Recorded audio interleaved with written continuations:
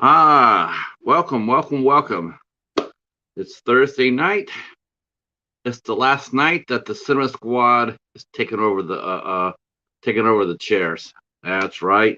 Our Cinema Squad takeover is continuing. Um, so we'll have to sit back, kick back, grab a cold beverage, iced coffee.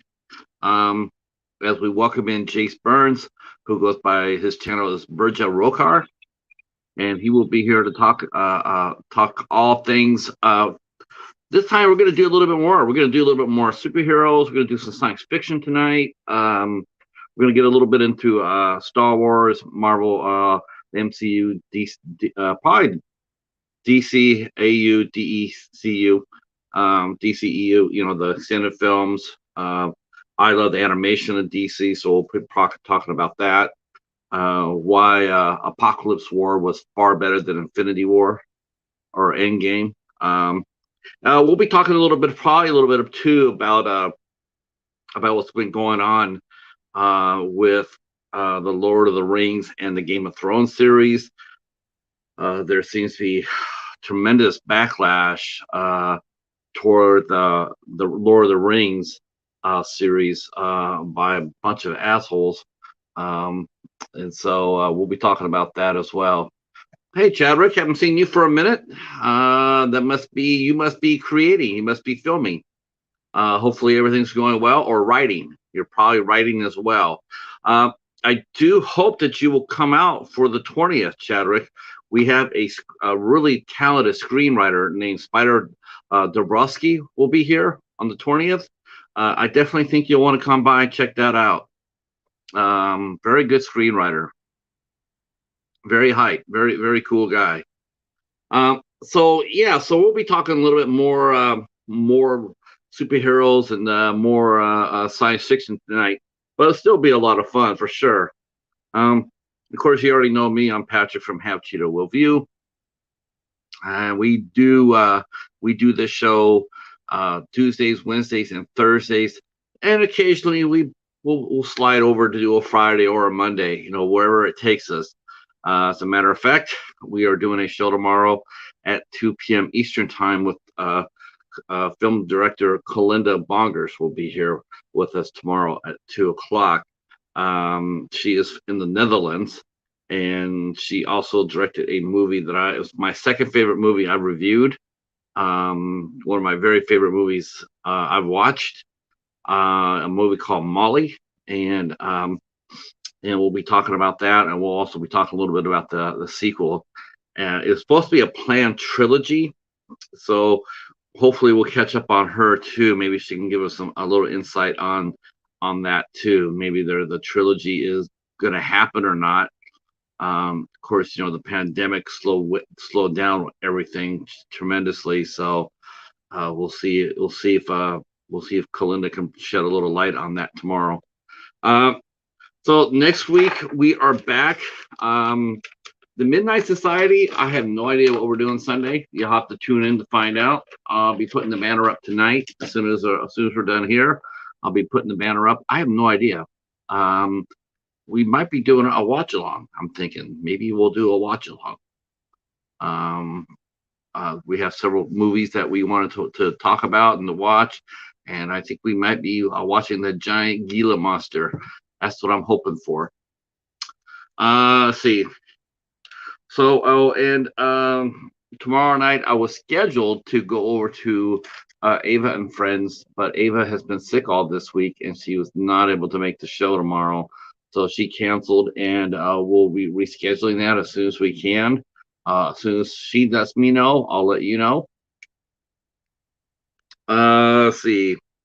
So next week we have film director and screenwriter Joe. Oh, I almost said that wrong. It's Jay. Oh boy. See, that's what happens. Our PR gave me the wrong name. Not selling you out, Chris. That's just like that's how I got it. So we'll be talking to Jay Gioni next Tuesday at 8 o'clock. And he's written a fine film and also directed it called "It's Always Snowing." It snows all the time. he'll be here with on Tuesday 8 p.m. Next Wednesday at 7 p.m. Early start, an hour. We're starting an hour early, and we're welcoming our friend Karen Cleach will be back. She is currently filming a new movie, and hopefully by time we get there next week, she'll be able to shed a little light on what she's doing. I have a little bit of information, but I'm going to let her tell us about it when she gets here. And then on the 15th, we have Madame Genevieve will be here. And that will be an interesting discussion. I really don't know where we're going with that, honestly. That is not always the case. All I know is that it'll be a fun talk and it'll be very insightful. And she'll be here with us on the 15th. And then on the Friday, the 16th at 10 p.m., oh, shoot, yeah. I forgot that. I should put that in there too. I totally blew that.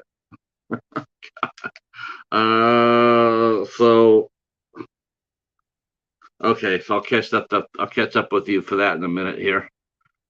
Greetings, Monkey. I'm gonna have to call you something. I'm gonna probably have to call you like Archangel or something like that. Yeah, I'm not gonna call you that name, so I'm gonna call you Archangel. I love that name. It represents hope. So greetings, Archangel. All right, there you go. No, not upset. Nope, not upset. You understood what I was trying to talk to you about, and you came across. You fixed it. We're solid. We're solid. So let's see. Yeah, I'm supposed to be going to Wes, the Ice Lord. I'll be there on his show, the 9th level on Friday, the 16th. Also this Monday, the 12th. Hey, Drew, welcome. The View with Drew. I like it. Welcome. Jace will be here with us momentarily. As long as I'm sure the rest of the cinema squad are probably rolling in as well, rolling in mob deep. So this Monday, the 12th, I will be heading over to Sir Gorophobe's channel, and we will be talking Stephen King movies. We'll be talking about our favorite Stephen King movies, and should be a lot of fun. I can rest assure you right now that The Shining will not be one of the movies I'll be talking about. I get rest assured upon that. Never, ever will I ever do that. But I will talk about some other movies because we do got a lot of quality Stephen King movies. I think sometimes we just throw them out there, and we really, it's we throw them out there, and the same old 3 or 4. But there's a lot out there that I really want to talk about, like the TV version of The Stand. I got that as a gift last year, and I watched the miniseries, and I'm Irish, Monkey, Archangel. I'm Irish. Yeah, not one of my favorite people. Sorry. Yeah. Yeah. She had a long life, but yeah. So yeah, there. So anyway, going over there on Sir Gorophobe's channel, we're going to be talking a little Stephen King. We're going to talk a little. We're going to be talking about our 3 favorite Stephen King movies. Maybe I might even throw an extra bonus in there. I know for sure I'll be talking about The Stand. Hell, I could probably do a show on The Stand all by itself, between the book and the movies. Though I don't know, maybe someone in the chat will know. Did the new Stand movie that they released on CBS, did that one ever get a physical release? Yeah.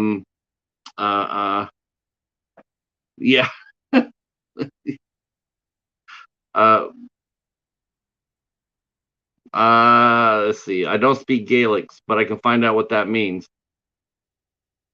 Oh, Leprechaun. My favorite, Leprechaun. I thought that was an amusing series. I mean, it's a franchise.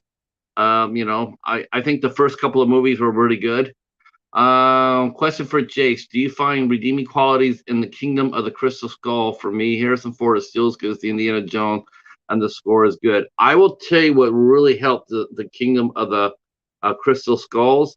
and that was Steven Spielberg. Steven Spielberg single-handedly saved that movie because George Lucas wanted to put aliens in the movie. He wanted to put aliens in the kingdom of the Crystal Skull, and Steven Spielberg said, "Hell no." All right, put your hands together because here he comes. May the force be with him.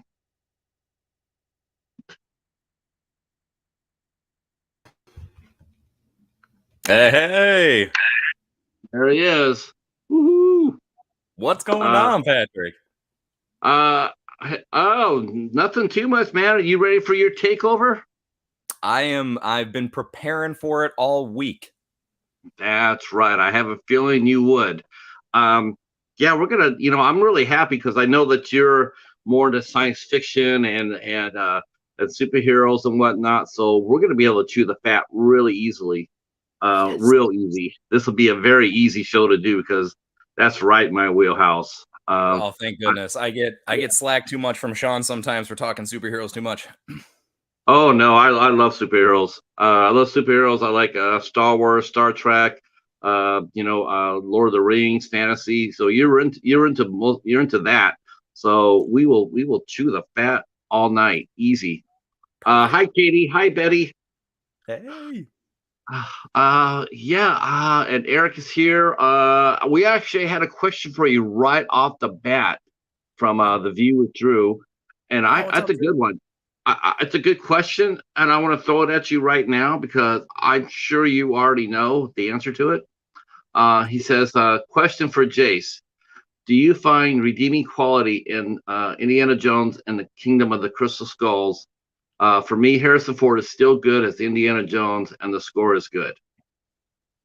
Yeah, that's about it right there. I don't think there's anything else that I find too redeeming is the proper word about that movie. Yeah, I mean, the one thing that I actually have a little bit of hope for with the newest one is, all right, you know what? I imagine Harrison Ford's still going to bring it as Indiana Jones, and it was the case for that movie. But yeah, that was a tough one to get through.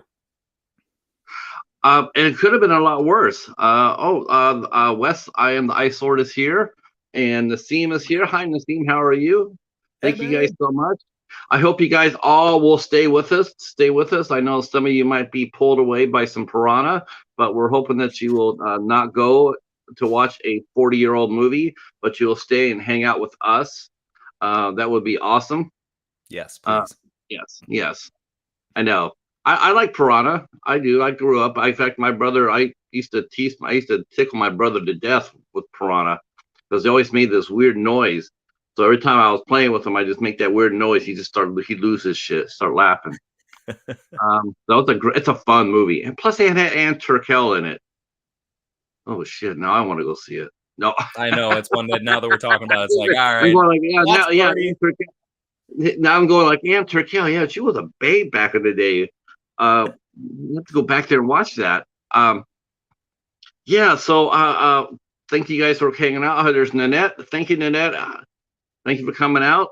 So did you know about the hook, right? That George Lucas wanted to put aliens into that movie. Yeah, and that's about as far as I had heard of it, which didn't surprise me at all. I mean, that seems right up George Lucas's, alleyway, if you will, as far as trying to make stuff. So I think it's a bit of a stretch. I think it goes right into, I brought this up before. There's like this whole, it's a ridiculous theory. It's just a fan theory, and I don't think people are taking it too seriously. But at the same time, there's a whole like Reddit page about it. But basically where George Lucas just made it so that all the Indiana Jones stuff is Han Solo's fever dreams when he's in carbonite. So in other words, he's saying none of Indiana Jones actually happened. It's all just dreams that Han Solo had.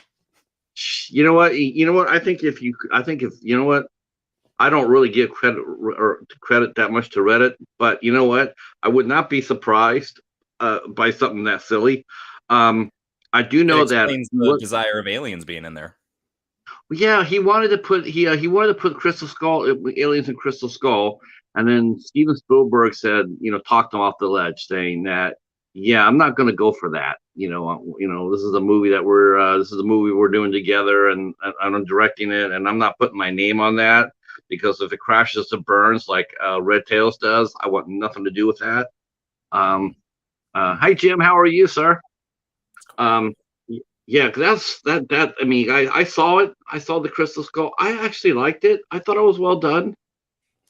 It did seem a little bit repetitive, like Kate Blanchett as the main villain. I mean, it was just like I did like LaBeef. I did, yeah, I did like LaBeef. LaBeef. Um, and I think if he would have just like, I don't know what's wrong with him. Who knows, right? But if he had just been a normal actor doing a normal role, I think they would have passed the torch with him. They could have passed the torch easily with him. They could have. They could have, but he's so self-destructive. So of course not. Um, that's a risk for filmmakers, don't you think? I mean, here you are, your studio.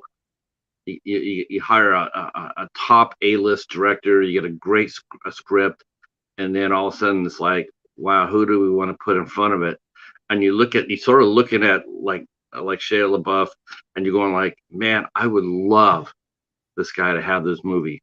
I would love to see what he could do with it, but I can't trust it to him. I can't trust it that he'll self-destruct.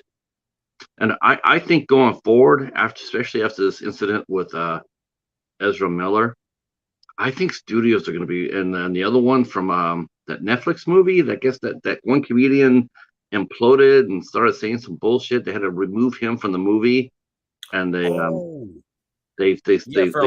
from Army of the Dead. Right, they had put that Tig Nicotero in it, that comedian. Crystalia. That's who we're thinking. So they had to take him out of the movie and put Tig Nicotero in it. And then I think that's probably what they're going to end up doing to Saving the Flash.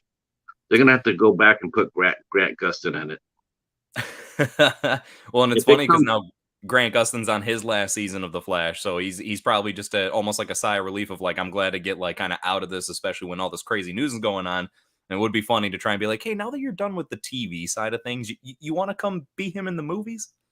And if I was him, I would sit there and say, listen, I'll come in and save your bacon. I'll save you a multi-million-dollar movie, but I want to be in the next 4 movies. I want that contract. I want to be able to do these movies because it should have been him. It should have been him, and it should have been Stephen Amell in the Justice League. I truly don't understand. You've already established them on TV. You got a built-in audience. Why the hell aren't you taking Stephen Amell and David Ramsey and Grant Gustin and Danielle Panabaker and transfer them to the movie?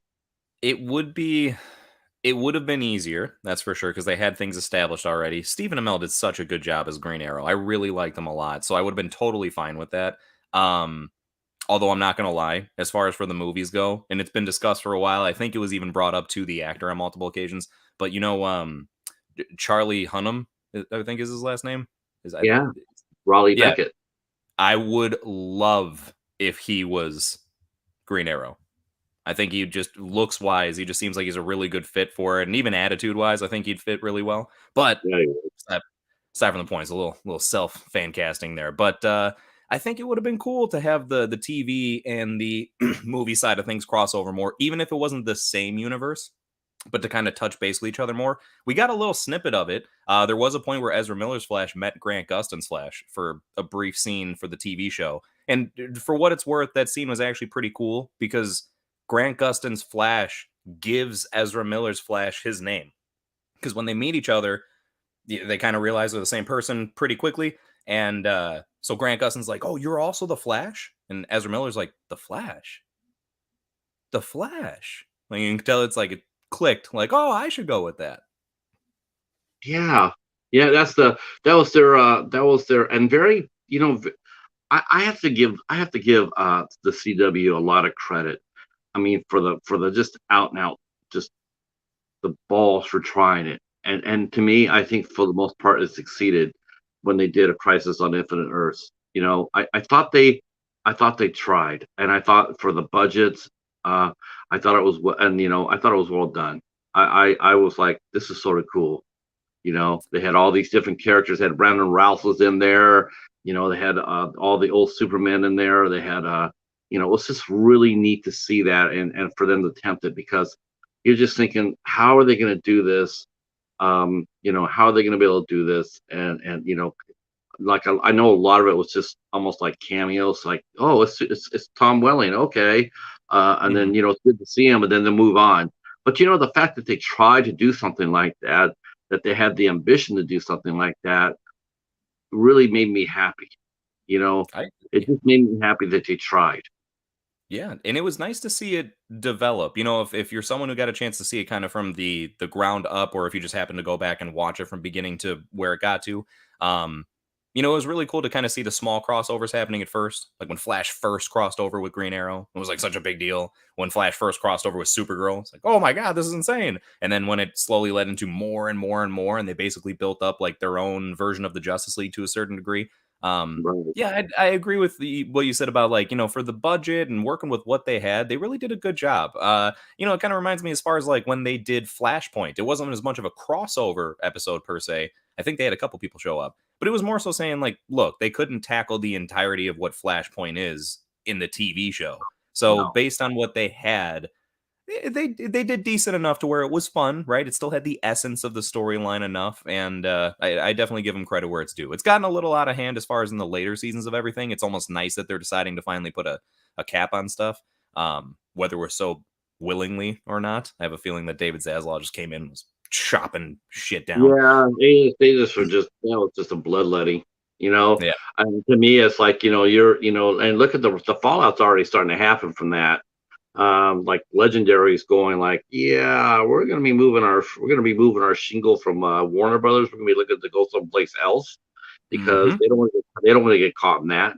Like, if I'm gonna make a commitment to a movie, and could you imagine if someone like Legendary went ahead and they got a King Kong and Godzilla movie, and it's like 90% made, and then all of a sudden he goes, yeah, we're not gonna do it. Oh No, my yeah. god! I already think it's all the fallout. Warner Brothers is going to feel the fallout from that. And Yeah, definitely, I think there's pros for sure to some of the decisions that have been made.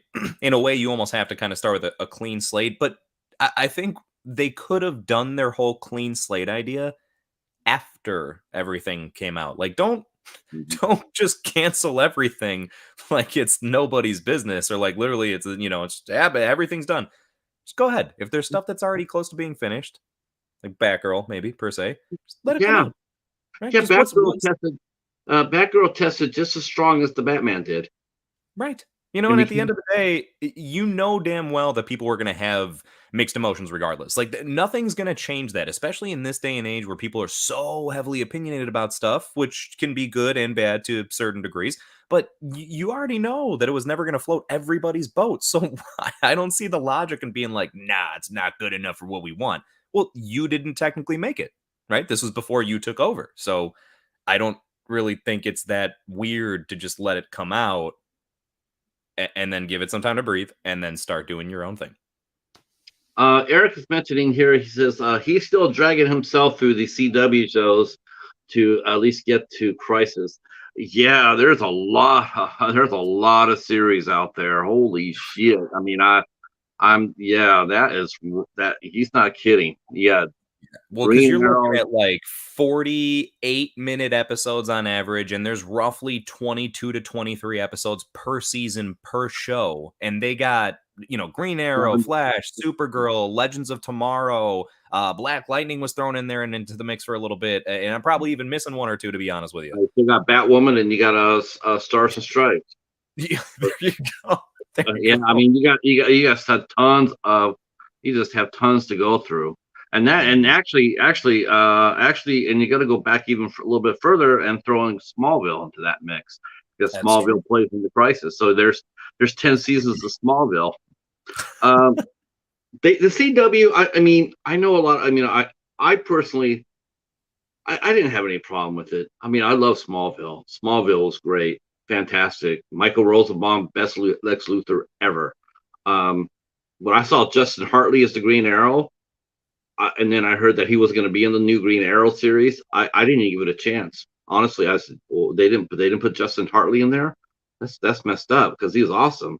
But I watched the first episode of Arrow and go like, okay, so maybe Justin Hartley, they found an equal to him, and Stephen Amell just crushed it with a very strong supporting cast.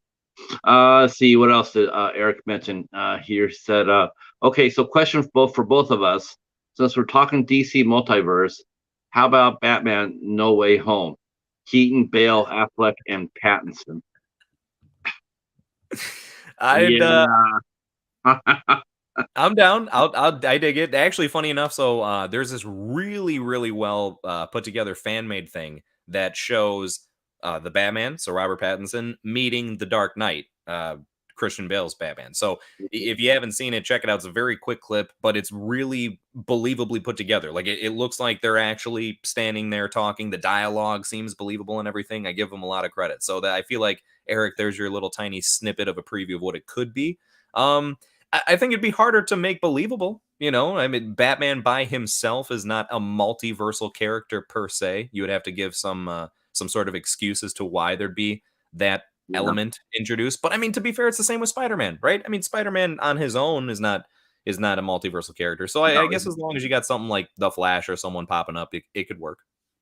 Well, I mean, in the comic books, a lot of times whenever they did time travel in and out like that, they had one very strong gimmick and they used it a lot, and that was it was a time machine basically where they stood on it and it was Doctor Doom. It was Doctor Doom's machine, and they used it to great effect in the comics, including one where Spider-Man went back in time, and him and Doctor Doom, the Vision, and Scarlet Witch all had to come together to stop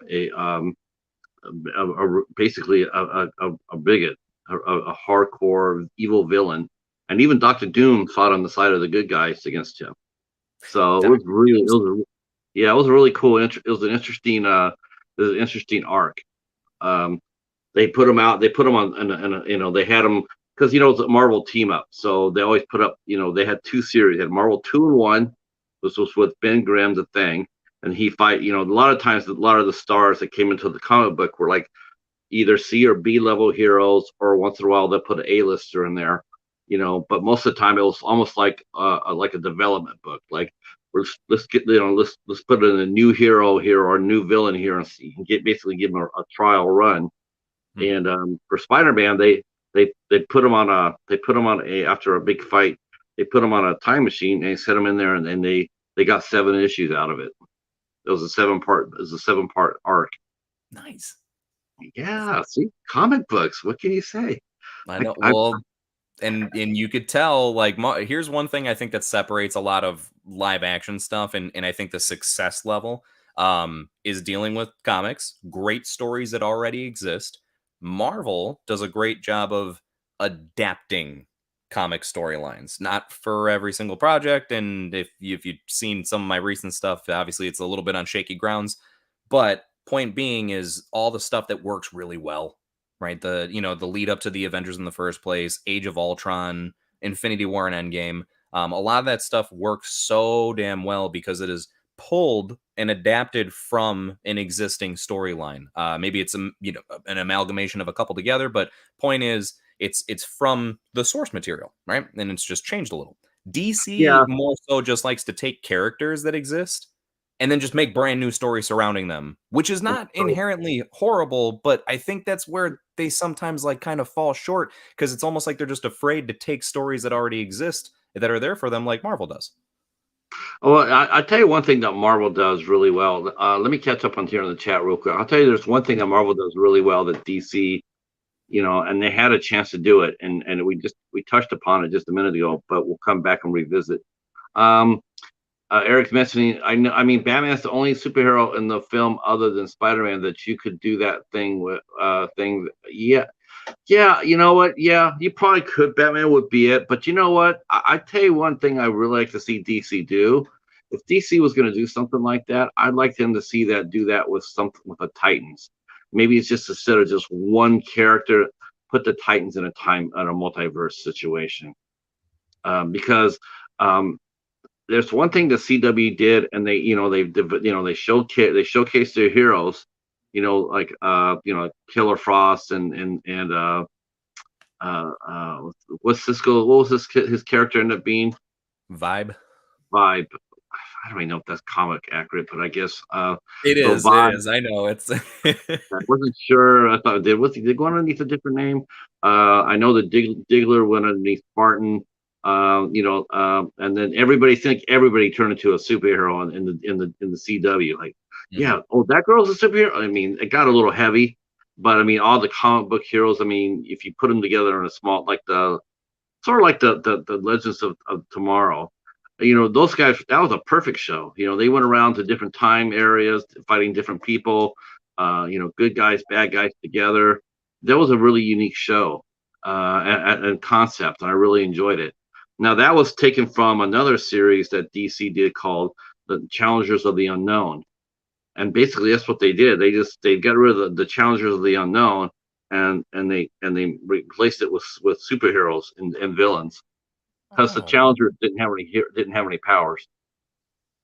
never All even right. thought of See, asking Eric if she's seen Pennyworth. Pennyworth is tight. That's a good show. I was expecting nothing from that show. When I heard they were doing a Pennyworth series, I laughed. I did. I laughed until I saw it. And then I was like, this is brilliant. It's Elseworld. It's Elseworld. It's not the DC and the DCEU. Not that at all. It's Elseworld, but it works. Super cool. Well, maybe I gotta Um, give it more of a shot. I've only seen like half an episode of it, and it was yeah, out of context. So yeah, it's really fun, but it's not in continuity. It's not, it's not, it's Elseworld. right. Um, let's see. Jace, do you approve of how Disney is handling She-Hulk? No, no, no. That's my quick and simple answer. Yeah, I agree with you. I agree with Tiny you. longer answer is check out the reviews on my channel oh so kindly. And then the only other thing I'll go on without like making a whole rant of it is they're attempting to do something very different, and for that I try to give them the credit I guess where that's due. But the problem is it's so drastically and jarringly different from everything else that the MCU has introduced that even with what it's fairly attempting, it's hard to respect it and it's hard to take anything seriously. Um, No, so I guess, isn't it like a 30? Isn't it like a 30-minute sitcom almost? yep, yep. And they really, the sad part is like a 30-minute sitcom could easily work based on the context surrounding her character, but they are focusing on like all the facets that they shouldn't, and it's weird, man. It's attempting to be a comedy more than it is a comedy. Like it's trying to be funny. And Yeah, that's actually more embarrassing is when you're trying to be funny and then it doesn't work, right? When you're just like innocently funny, you don't even realize it. That's great. That's one thing. But this is attempting to make you laugh, and it's like shoving certain humor and things in your face. And for yeah. that, it makes it more difficult to accept. I don't get that at all because I collected the She-Hulk book when it came out, Mhm. including number one, and the story of how she became She-Hulk is actually really good. Um, That's one of my biggest issues is their switch on the origin. yeah, they had a different origin, and that just sucks because the origin is already good enough. Right. The origin's fine. The origin was interesting, you know.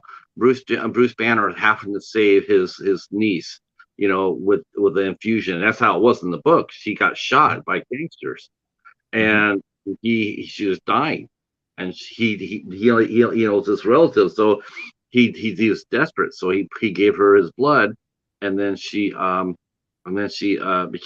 then she learned how to handle becoming a She-Hulk. Now it took a little while for the comic books to find her place because such a unique person. Like the first few times she was fighting some street level villains. It took her a while to get up there to get on the Avenger level, but she was always a very credible superheroine. I mean, she's Right. always in everybody's books. I mean, she had her own book. She's on everybody's book. She's in teams. I mean, she's a dynamic character.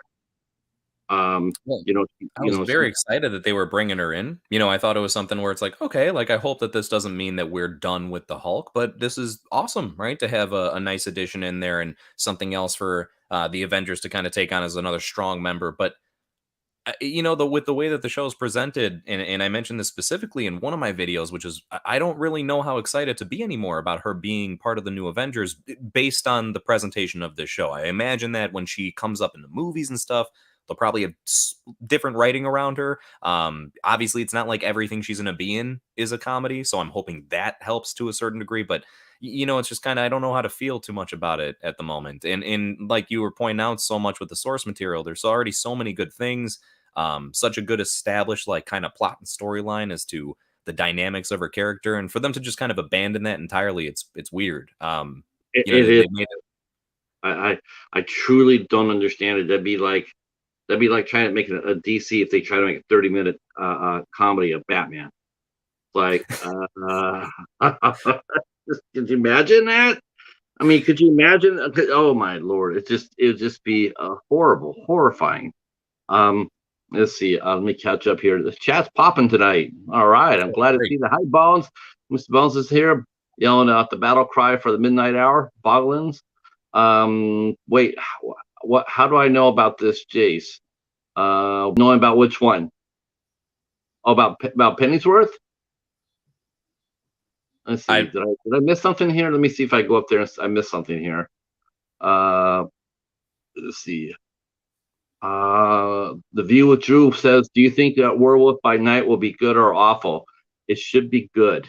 That's a really interesting character, and they can cross it over with Moon Knight. Mhm. Because There's a Moon Knight, couple things that Blade is reported to be in there to an extent, if I'm not mistaken, or at least appearing in there. I think. From what I've heard, it sounds intriguing. yeah, Blade and Moon Knight, they've met too. Mhm. Um, Moon Knight is one of my favorite. It's like probably my third favorite DC Marvel character Oh, after wow. Jack of Hearts and Stingray. Um, but they just brought back Jack of Hearts. Now don't mess it up. Um, and I'm hoping that I hope they introduce Stingray either during Armor Wars or Namor. Um, See I that. will I will fanboy out to the roof if they put him in with Namor. I will No, we're fanboy rooting out. for it then. I'll just fanboy out. I'll be just like I never thought I'd see it in my lifetime. Let's see. Worry about Smallville. Yeah, I mean that's something you can pick up. You can pick up all the seasons as you go on. Eric, I mean you can get those real easy. So you know as you go, you can pick them up. I hear they're like $3 or $4 on eBay now because they swamped the marketplace when they released it. Let's see what am I doing? See, I actually like the show. I'm hoping they will show Batman.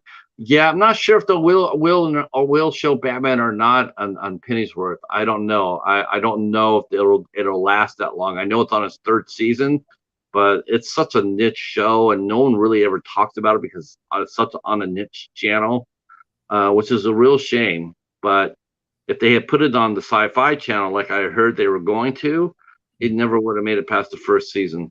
Um, See, now they're asking questions of who's your favorite actor playing a superhero. That's a good question. Um, see, Brene is here. Thank you, Brene, for coming in. What's fourth installment of a movie franchise you think is worse than Alvin and the Chipmunks? The Road Trip or Transformers: Age of Extinction?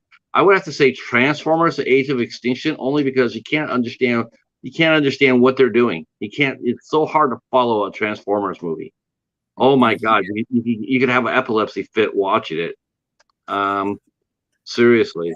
Outside the nine, just wanted to stop by and say hello to everybody. Best channel ever. Keep up the good work. I swear, if Outside the Nine got paid a quarter every time they dropped that line, they own YouTube. But thank you very much. I appreciate you being here. I do. I'm glad. I'm glad they think that every channel is awesome. I love that support, honestly. So I really do appreciate it. Eric says, yes, I haven't bothered with the new She-Hulk episode from today yet. It doesn't help that at the same time as House of the Dragon and Rings of Power, way more interesting shows. Yeah, Anthony's here, Anthony. entering the Twilight Zone here. He brought the Twilight Zone with him. Um, what do you think is a more interesting zone, the Phantom Zone or the Twilight Zone? Gotta go Twilight Zone. Yeah, Gotta me go. I too. mean, yeah, just because you know, it's my boy Anthony. I can't go against him like that. you know what, I told him this. We talked a little bit about this. I want them to do a proper cleanup and transfer. I want them to do. I want a DVD or Blu-ray release of the Outer Limits remake. I still want that so bad. But the copies they have now that they sell through Mill Creek or whatever, they're all dog shit. Okay, I think I caught up. Okay. So we're talking superheroes right now. Awesome.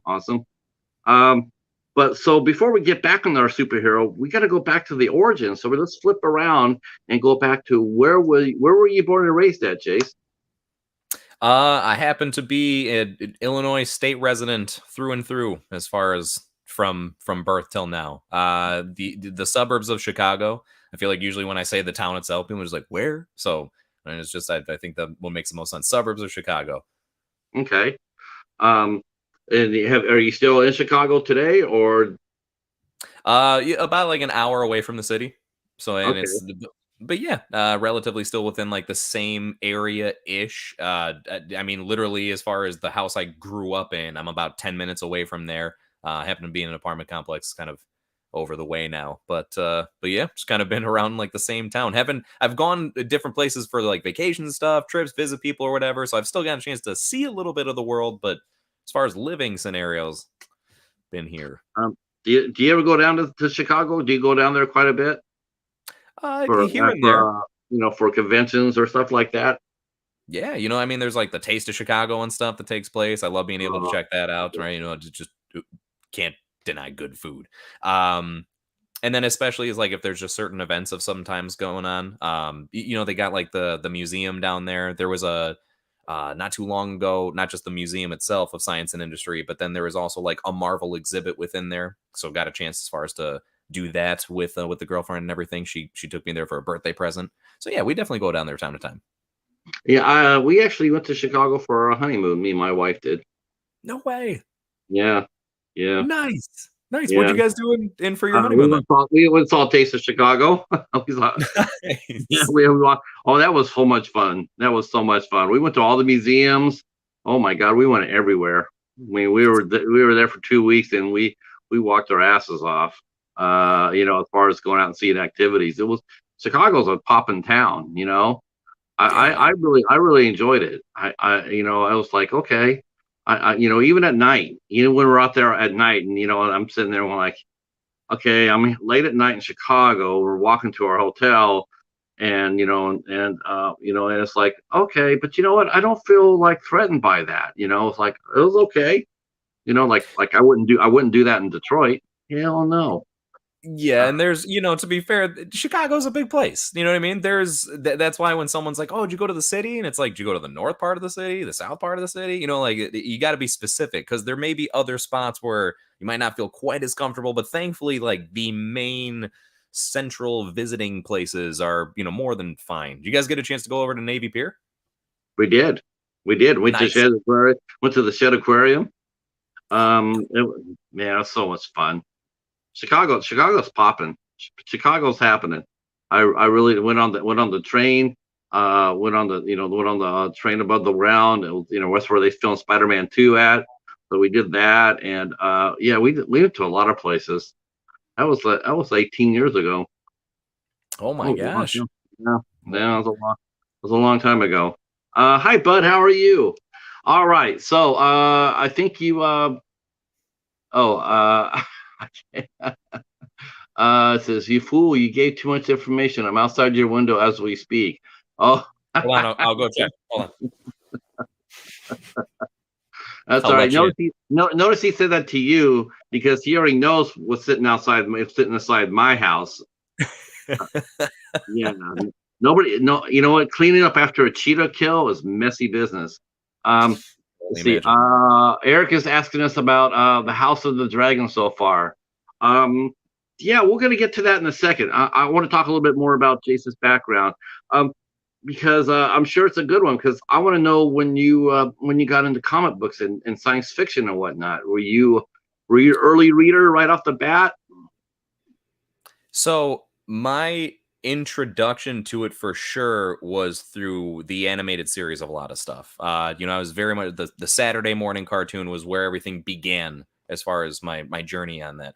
Once I started to realize that comics were a thing and how many of them there were, and just how deep it kind of explores different characters. I always tried to get my hands on them. That became the most difficult part over the years, was just actually like finding them. And I'm sure it was probably easier than I made it out to be. I just didn't know where to look for the most part. I give a lot of thanks to my public library. That's actually how I've read the majority of the comics that I have, is I just would go there and rent them and then give them back afterwards. But it was definitely early on, like before I hit the double digits was when it first began my love and interest for that. Were you a Marvel fan or a DC fan growing up? So both, that's for sure. I can never really fairly pick like just one side or the other. However, I can fairly say that for comic books, I've usually leaned a lot more towards DC. Actually, I feel like they have a lot of deeply rooted, personal storylines for how many godlike characters that they happen to have. So, yeah, and they don't mind getting a little dark every now and then. Not that Marvel Comics doesn't, but Yeah, I like the Marvel's way had its fair share. Everybody's died in the Marvel universe except for and come back except for Uncle Ben. Um, it's it's true. I mean, Uncle Ben's the only one that's never gotten the ticket back. And think of anybody else, they died and they come back. It's like poor Ben. I feel sorry for him. How even you'd think they would have done that by even the Jack and Parsons died 3 times and he's come back. So I mean, there you go. Yeah, so yeah, but I guess buying comic books, they were expensive when you're buying them compared to when I was buying them. When I bought them, they're like, 20, they're toward the end of the 25-cent run into the 35 cents. And man, I used to just go crazy. It was so cheap to buy comics back then. But now a book, it costs like $5. Yeah. I was going to say, I was looking at a situation where even on the younger end, I remember finding a few and becoming intrigued of like, oh, I got to get my hands on these. And there was like 4 or 5 that I grabbed, but they were all like $6.99 a piece. And then I was like a kid. I had no money of my own to spend, so I'm just like, I'll trade you something. Yeah, comic books are just like holy shit. I mean, like because I quit when I was in my early 20s. I sold my collection, got a lot of money for it, but I followed it. Whenever I saw it, I followed it through the trades or through the graphic novels or whatnot, and then of course once the net hit, I could keep up with certain characters and whatnot. It was a lot of fun, but man, I have a couple of friends named Dom and Jerome. And they're big comic guys, and they would just sit there and say, oh, it's so expensive to collect. That they used to do is they didn't really collect today's, except for the number ones. But then again, even then, the houses were diluting the number ones. That was like the first rule of comic book collecting was get every number one you get. But they would do variations and whatnot. So the one book that came out, they would have like 6 different covers with the number one on it. And they expect you to pay $7 for every one of them, and it just diluted the value. Let's see, Jim's asking, were the comics in color when you bought them? Hell yeah, definitely, definitely. Yeah, they definitely were. Except that in the comic strips were black and white except for Sundays. That's fair. That's right. And I listen to all the radio programs too. Listen to because I cut my teeth before I got into superheroes. I cut my teeth on pulp heroes, like the Spider, the Shadow, Doc Savage, the Avengers, the Avenger. He was the Avenger before the Avengers. So I cut my teeth on that by reading their books and listening to the radio programs, and then I went into comic books. After that. But I love the other ones, Doc Savage and the Shadow. I mean, those are among my favorites. And I hope that they ever get. I hope they're because I know they tried to make a movie called The Shadow. They made it back in the '90s, and they put Alec Baldwin in it, and he really was excellent. He was top notch, and it was an origin story, which is always the hardest one to get through in the movie. Don't you see? Do you agree with that? Origin Oh god, stories are the hardest to watch. Yeah. undoubtedly. Um, so they made the Shadow movie, but it came out. It didn't do that well as they hoped. And they had a good cast. They had a good story, for it and everything else. But it just didn't take. Whether because of the time period, I don't know what. All I know is that it was my favorite Alec Baldwin performance, and I loved the movie. Favorite So what was the performance. first comic book you actually bought for yourself that you took home and you started collecting? Oh gosh. I think because yeah, it was far from the first one I read. Oh geez. I want to say the oh gosh, it was a DC one for sure. And there was literally a few that were right in the same time because once I started, I kind of was like quick on the draw. Hold on, there was DC's Blackest Night. That's what it was. DC's Oh yeah. Blackest Night. So that's what, like, the Black Lanterns. To be fair, it had all the different colored lanterns in that story. But then there's all like it's an enormous crossover Justice League, big epic Mhm. storyline that was a huge game changer for like all of DC. That I think the Brightest Day was the series that followed afterwards, and I like that too. But the Blackest Night is, whew. So that was one that I read, and once I read it, I had to go ahead and get my hands on it, which is now sitting Uh, somewhere towards the bottom of my closet. who are your three favorite DC heroes growing up? Oh gosh, without a Growing doubt. growing up growing up versus compared to now. Yeah, no, and that's totally fair. So Batman from day one was still always my guy. That animated series was actually the first one that I kind of really got into, besides the old Spider-Man animated series, and that's also where my love of the Joker came from. But I won't throw him in here since he's not a hero. So Batman for sure. Um, Superman was one of those I always liked and respected him, but I would never consider him like really ever in the top three. So I'd probably say Green Lantern, and then because it's changed a little bit now, but if I had to throw another one in there for when I was younger, I probably could throw in like, oh gosh, it's weird. I could maybe throw in Shazam, which is weird. It's weird because I feel different about it now. He's not one of my favorites at all now, but I like really liked the concept of it when I was younger. Maybe it's because I like the idea that a kid could turn into a superhero, but yeah. Yeah. Um, you must have saw. Did you see? Did you see this? Did you see? Justice League Dark Apocalypse War. Yeah, I did. That was the first, and I think to this day the only DC animated movie that I've reviewed on my channel. That that movie was something else. That's what an end game should have been. Should Yes. have been. It and I say that no, I loved Endgame, I really did. But yeah, it was a very perfect outing as far as for a animated universe in its entirety, and it reset in such a nice way. It made it like perfect as to how you got a chance to say farewell, but now you know that there's a new uh you know horizon, if you will, that's upcoming, and that's what they should have done or could have done with Flashpoint, but they're doing it so early now because it's all just been a jumbled mess and it's just a Oh shit show and yeah, they have no yeah, it choice. really is. DC just can't get it right. They can't get out of their own way. Um, see, Eric likes your choice. Batman is the best character ever. Let's see. What's your favorite? Okay, everybody's asking everybody what their favorite superheroes are. Justice League. Nassim loves Justice League. Um, let's see. Jim saying he had a collection of comics, over 70,000 of them, and sold all but my autographed ones before his divorce. Ah, boy, I wish he would have kept those. Um, let's see. Eric just spent $50 on Batman comics, so he got two comics. So, Okay, good stuff, uh, Eric. yeah. Let's see. Yeah, everybody's question for everybody: which comic book movie do you like more, the first Avengers or Logan? I would say the first Avengers.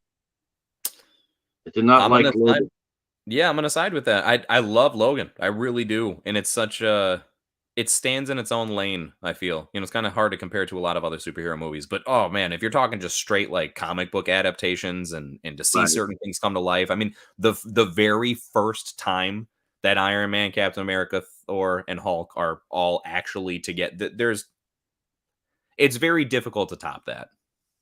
Yeah, you sort of feel sorry when they had that little hero pose and they're all standing around in a circle, and Mhm. you couldn't help but feel sort of sorry for Scarlet Witch, or I mean for Hawkeye and for the Black Widow, because here they are. You got the 1,000 pounder Hulk, you got the Captain America with the unbreakable shield, you got Thor, and here you got a guy with arrow and a girl with a gun. It was just like, Mhm. yeah, I just sort of felt sorry for him because it was like, at least in the very first Avengers, you had the Yellow Jacket and the Wasp Right. in the first incarnation of the Avengers, and at least that they could, they had powers, and but Hawkeye and not that I don't love Hawkeye and Black Widow, but that scene that scene they had when they went around them, that was just, I always just sort of laugh at that because it's like she's loading up a gun. It's just like, if you Yeah. got creatures, yeah, you got like, if you put you got it's like bringing a pebble, it's like throwing a pebble against an asteroid. Um, I definitely would say that. I did not like the Logan, because Marvel tends to do this too. They take characters from the wrong era and put them in and force them into storylines. Like put Donald Pierce into the Logan storyline, and it's not where he was. He was a member of the Hellfire Club, and he wasn't in the future, and he wasn't leader of a mercenary pack. He was no. Donald Pierce was this very interesting character all of himself. If you read the story, the origin of a Dark Phoenix, Mhm. that's where she got her start from, was that in that storyline from Chris Claremont. Look at me dropping. There you go. See, that's one good advantage of being an old guy. You remember all this shit. I remember Chris Claremont. Yes. Let's see if I catch up here real quick. Um, oh yeah, I mentioned that. What do you feel? Who's your favorite? Who's your favorite? Okay, let me ask you who your three favorite Marvel characters are. Since I asked you about your DC, and now I can ask you about Marvel. Who's your three favorite Marvel characters? Yeah, for sure. I would definitely say Hulk, without a doubt. Iron Man's always been up there, even before he was popular, actually. Like, even since I was a kid, I always, like, really, really liked Iron Man. I think that the suit design always got me, so I'd throw him up there for sure. Gosh, I didn't realize I was gonna go with such, like, the typical, like, kind of options there. And I feel like my last choice is gonna be one as well, which is Spider-Man, just because there's been so much connection with him throughout the entirety of my life. Like, he's always been there in some form, whether it's an animated series, a live action movie, a comic book, something. So there's always been Spider-Man around. So I guess by default, and liking a lot of those stories, thankfully, that I'd throw Spider-Man into the mix too. Right. But I'd love to, like, sit and look at I got this whole fucking poster right behind me where I could look and find a whole bunch of other people that I'd probably feel differently about throwing in there and answering. But I'm gonna stick with those three. I feel good about those three. Let's see. The View with Drew is mentioning, which superhero do you feel had weaker villains, Logan or Wonder Woman 1? Um, Oh, wow. Well, the first Wonder Woman for me at least. yeah, yeah, I have to go with that too. I have to go with that, even though I think Wonder Woman 1 was more emotional though. Oh, Uh, I thought, wow. yeah, Okay. yeah, I thought it was. I mean, when Steve Trevor went up on the plane and flying away and sacrificing himself. I mean, dude, who didn't like, who's cutting the onions here? Oh, Yeah, that was Chris Pine was really good in Wonder Woman. He was very good. Now Wonder Woman 2, Wonder Woman 84, that's creeped the shit out of me. That movie, that storyline they went with.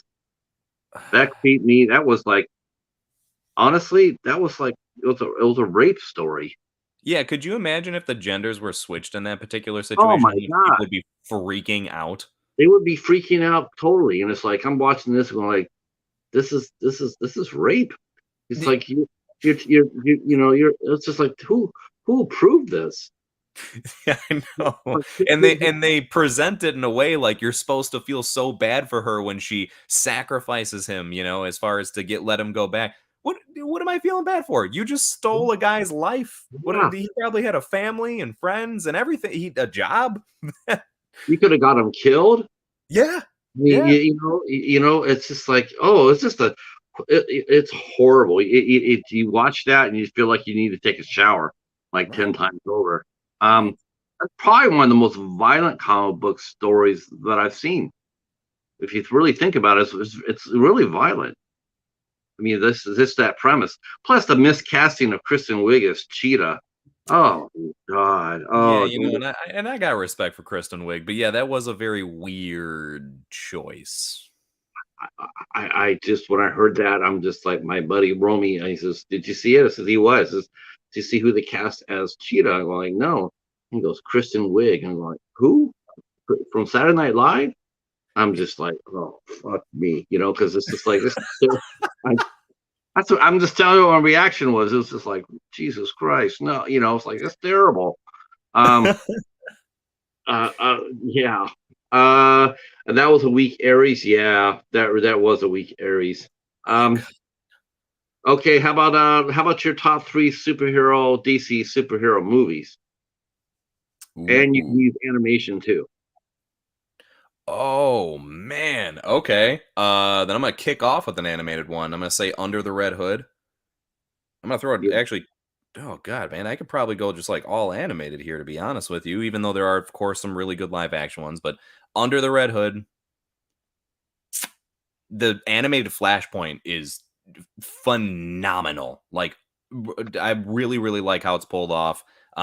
Reverse Flash in that movie is such a phenomenal villain. The comic is great too, and it's a little bit different, but it's such a good adaptation in animated form. Uh, I'll throw the Dark Knight in there because I want to give live action some love. However, I'll put an honorable mention for a third animated one, which is Justice League Doom. I think that one is also really, really top tier. Really, really top tier. I love I've said this. I'll say this. Marvel has owned it as far as the movies go, but as far as animation go, DC's all over them. Oh, Marvel can't do animation worth shit. no, They've it's only true. they've only done one show, and that's worth even talking about, and that's the X-Men in the '90s. Oh yeah, yeah. No, I mean, you can't be. Are you excited the fact that they're doing the X-Men '97? I think it'll be exciting. They're going to pick that up from '97. Yeah, I'm excited for that because that's a superb comic. That's a superb animation show. It's Definitely. superb because I like it, and it got a little. They let them go a little dark, and I really like that too. But honestly, it's going to have to go really really big for to come up with anywhere near DC because DC's animation is just. Let's put it this way: if the animation people were in charge of the live action, it'd be even playing field. It'd be Yes, even playing field. I've You said that know, before, damn near word verbatim, and I could not agree more. because their animation movies are just beyond so good. I mean, it's amazingly good. Mhm. Um, I Oh, have a I'll lot of throw problems. in a Marvel one just for the heck of it, as far as a recent, because X-Men, there's no topping that. But just for the heck of it, though, check out Avengers: Earth's Mightiest Heroes. There was only 2 seasons of it. It's on Disney Plus. I gotta really hand it to them as far as again modern cartoons and storylines and everything. They do a really good job with that show and start introducing like a lot of characters in the second season, but in a really good way. See, that's where Marvel, to me, that's where Marvel got its edge. In some ways, in some respects, this is just true. This is why books are always better than TV and movies. Books, you get more room to maneuver. You get more room to groove. You get more room to develop characters, traits, personalities. I mean, you get more room to do that. I got asked who is my favorite character in Star Wars. Um, I love Luke Skywalker. Luke Skywalker is definitely there. And then I put down Wedge Antilles. Now, Wedge Antilles was just, he was in the movies. Um, he wasn't in he's in the last one, but in the first three Star Wars movie, he was there, but he never got it. He was just there. Right. He helped Luke out, but he never got developed. Well, they developed his character. Some writer decided that, you know what, I'm going to take that character and I'm going to make it my own. and he did, and he created a series called Rogue Squadron, which is actually supposed to be making me. I thought Disney was supposed to be making that, but that's what they did. They made a book series called Rogue Squadron based around Wedge Antilles, and it was an awesome series. Read every one of them. I loved it. Nice. It actually came across more Star Trekky than it did Star Wars. Interesting. Hi, hey Casey, hey Echo. Um, so yeah, I mean, because after you got to soup, so after you got into the comics and whatnot, were you into Star Wars then as too, or did you like Star Trek or Star Wars? Which one of those two were your personal favorites? That And one I have a little bit. did you ever read any book adaptations? Did you ever read any books in those worlds? Definitely. In that one, I have a little bit more of a clear choice. The Star Trek love or appreciation came on a little bit later on as far as life. Star Wars has always been my go-to thing. And yeah, I mean, I definitely read. I remember being in elementary school and then going into junior high and stuff, and always being on the hunt in the library, the school library, for the Star Wars books, because they had a lot of, they weren't considered Star Wars legends at the time because that was way before Disney purchased stuff and considered it to be legends. But yeah, that was always really cool and interesting to read how crazy and wild some of the stories in those books got. Hi Charles, I see you there. Glad you're here. Glad you're here. See, our good buddy's asking a question. I think he wants to know, should Batwoman or Poison Ivy get an organic story next after the second Joker film? Oh no, he meant Catwoman or Harley Quinn. Oh, that second Joker film. If they do that, make it into a musical. I'm not a fan of that concept. This is the only thought that I've had where I would be kind of okay with this. It's So elsewhere.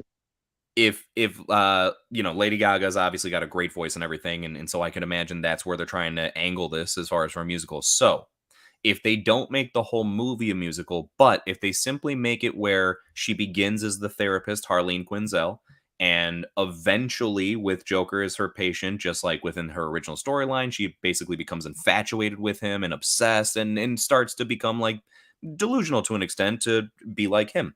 Well, if they show her journey of doing that, and it just so happens that from her perspective it's through song, like her journey of going nuts is done through singing, but it's not actually happening. For example, like in the first Joker, there's certain scenes that you think are real, you find out later in the movie, oh, that never actually happened. So I could imagine maybe if they take that angle where, the parts where she's singing, maybe she's singing in front of a room of people, but it's like, no, that didn't actually happen. In her mind, she's starting to go nuts and she's doing it. But that's the most I would accept. I don't want them to do any more than that. Yeah, I just looked at I just looked at the Joker movie, and I look at this one, and the only thing, it's so easy to just, I don't see why anybody is getting their panties bunched up about it, because there's a lot of fanboys are just like, I'm like, dude, Elseworld. That's all you need to say. It's It's true. not. It's Elseworld. It's just a different story in a different multiverse. That's all it Mm. is. It's not the Mm. Joker. Not the Joker we know and love. It's set in a different world. Easy Even as Todd Phillips said that. Yeah. It's like I don't understand why people are all getting all panicky and stuff like that. I mean, when I heard Joaquin Phoenix do it and all that. I'm like, okay, what is he? It's Taxi Driver with him painted up, right? Painted his face. Okay, I don't take it seriously. It's like it's about mental illness. Jesus Christ, every superhero has mental illness. Every villain, Batman is the biggest villain of all. It's so deep. It's not deep. It's a comic book. It's a comic book story. Mm-hmm. It's all. It's not set. It's not set in the DCU. It's not set in. It's not in the comic world. So just relax, take a breath. Enjoy it for what it is. I think it's because, like, to a certain degree, a lot of us are kind of wired like that. Like, I feel like a lot of us could relate to the situation of being in English class and, okay, class, we're going to read a book and, let's focus on this page and this paragraph and everybody take a look at this. When the character saw the street light from across the lake, the light was green. What does that really mean? It's like, it just meant the fucking light was green. What are you talking Yeah. about? Right? You know, like, but we have to find these deeper meanings within it. And I think, you know, now as we get older, now all of a sudden we feel like that's got to be within everything. Just like, what's the deeper meaning? It's like, maybe there isn't one. No, I mean, sometimes they just screw things up. I mean, they drop the ball. It happens. There's not any deep meaning to it. They're just trying to, Miss Marvel, Captain Marvel. Everybody's like sitting there and they're hating on it, and I'm like, okay, yeah, it looks, yeah, I can understand it. If you didn't like it because it looked more like Green Lantern, and then they're trying to make some of the Marvel's best villains, and they turn them into like poor immigrants. That made me laugh. I'm sitting there like, okay, so this is a case where Marvel can't get it, and Marvel can't get out of its own way. We're gonna make the Skrulls into immigrants. We're gonna make them into heroes. We're gonna make them into. It's like, wow. I if you read any of those books that you got this story from, they're really not very nice people. No, not at all. Yeah, I don't understand why you're sitting there thinking, well, we're going to help you find a planet. Why? When they're going to try to burn yours to a cinder, and there's plenty of times that they've come close to it. That's forcing a story down just because you can. We're gonna make these guys into this, or we're gonna make this into the Green Lantern Corps. You don't need to do that. No. I just flabbergasted about some of the writers that hadn't read the books. In fact, the director who did the Eternals said, well, the first thing I had to do is I had to go get comic books. Yep. It tells you everything you need to know about it right there. It's like they have no idea. They have no idea of what they're getting into. And that's the problem. Is you got to. I think to me, it's like I'd like to think that they could stay with writers and directors that at least know the books and know the characters. Right. I mean, what's so difficult about that? I understand that if you really want to nitpick, you could probably find certain things where it's like, well, this person made this and they were never a fan of it before. Okay, fine. But usually the most successful, the things that resonate with fans the most are the stuff where it's the people who are making it care. They legitimately care. They're actually fans. They know it inside and out, and they desperately want to see that on the screen just as much as a fan does because they're themselves fans. It's weird how now it's more so, it nothing has to do with, do you know the source material? Are you a fan of the source material? Do you care about it? No, it's just like, you check the box of this specific demographic. Therefore, you got the job. Yeah. Nothing, no interview, no skill involved. No, forget everything else. It's just, you're who you are. Okay. You got it. I think this is part of the reasons why that we're starting to, we got superhero fatigue.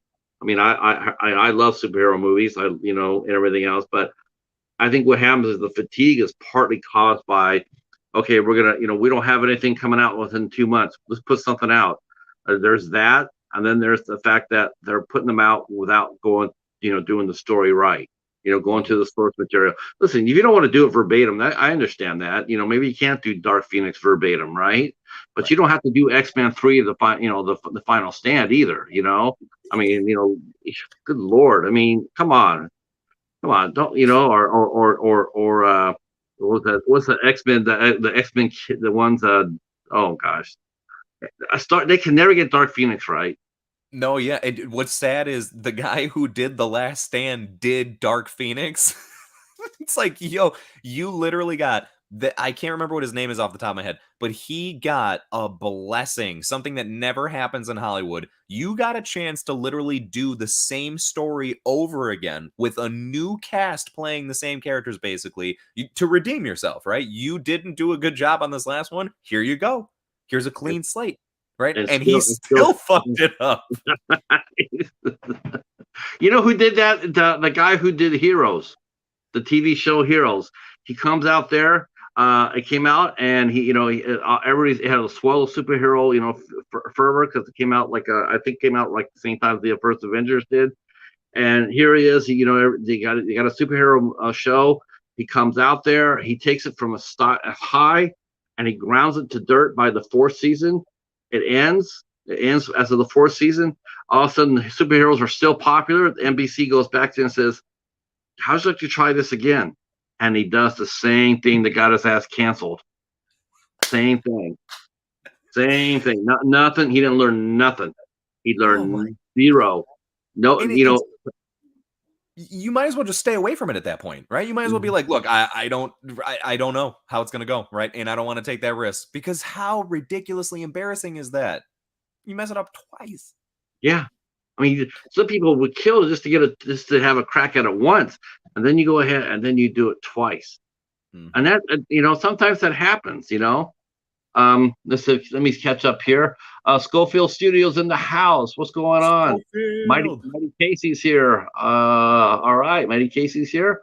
Let's see. Eric's mentioning he liked X-Men 3. I mean, it's way better than Dark Phoenix. I'll agree with you on that. Okay. Minus the Vinnie Jones. Oh.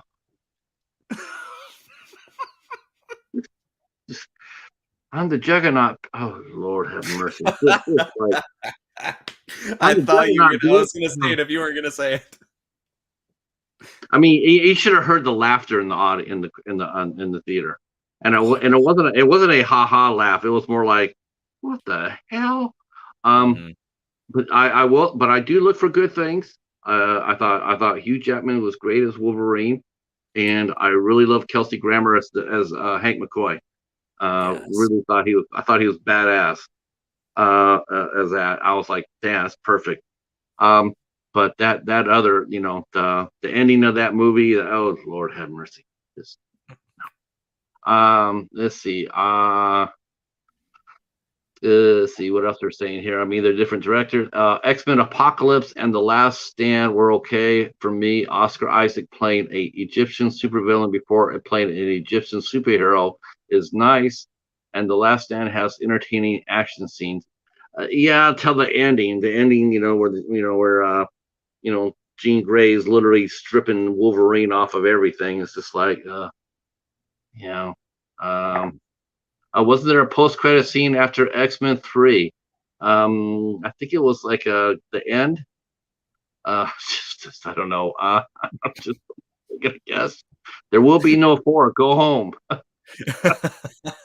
Did you see Sammy Jackson in our post-credit scene? That should tell you all you need to know. Go home. Okay. Yeah. So I mean, it's such a thin line between, because you got to keep the fans happy, and you got to keep the new people coming.